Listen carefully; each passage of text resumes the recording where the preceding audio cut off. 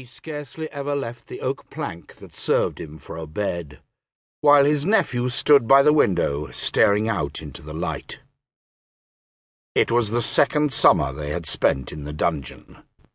Dawn had broken 2 hours ago over this most famous of English fortresses, which was the heart of the kingdom and the symbol of its prince's power, on the White Tower, the huge square keep, which gave an impression of architectural lightness in spite of its gigantic proportions, and which William the Conqueror had built on the foundations of the remains of the ancient Roman castrum, on the surrounding towers, on the crenellated walls built by Richard Coeur de Lion, on the King's House, on the chapel of St. Peter ad Vincula, and on the Traitor's Gate.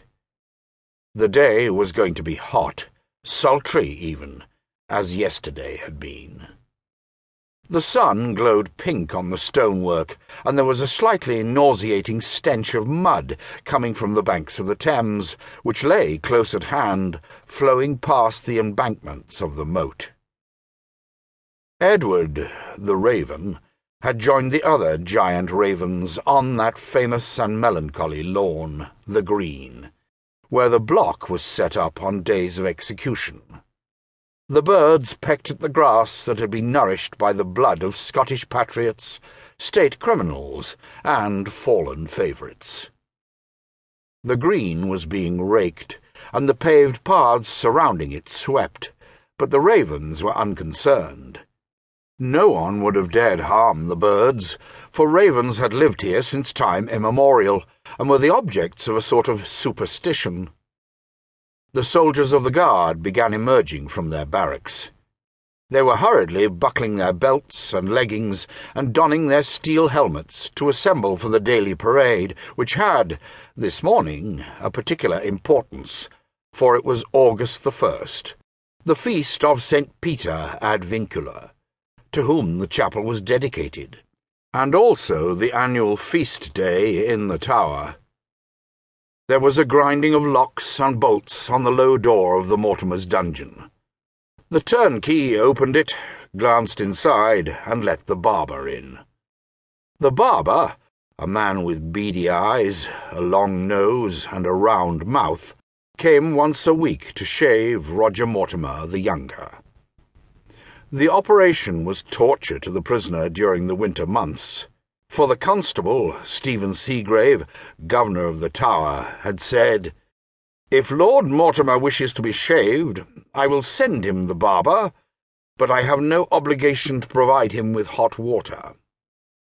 But Lord Mortimer had held to it, in the first place to defy the constable, secondly because his detested enemy, King Edward, wore a handsome blonde beard, and finally, and above all, for his own morale, knowing well that if he yielded on this point, he would give way progressively to the physical deterioration that lies in wait for the prisoner. He had before his eyes the example of his uncle, who no longer took any care of his person.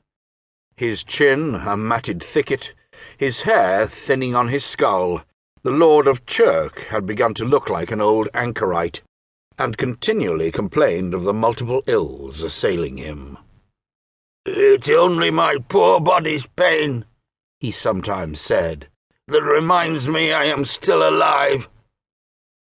Young Roger Mortimer had therefore welcomed Barber Ogle week after week, even when they had to break the ice in the bowl, and the razor left his cheeks bleeding. But he had had his reward, for he had realized, after a few months, that Ogle could be used as a link with the outside world. The man's character was a strange one. He was rapacious, and yet capable of devotion. He suffered from the lowly position he occupied in life, for he considered it inferior to his true worth.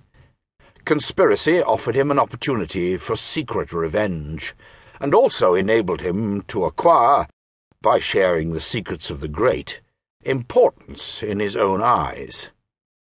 The Baron of Wigmore was undoubtedly the most noble man, both by birth and nature, he had ever met. Besides, a prisoner who insisted on being shaved, even in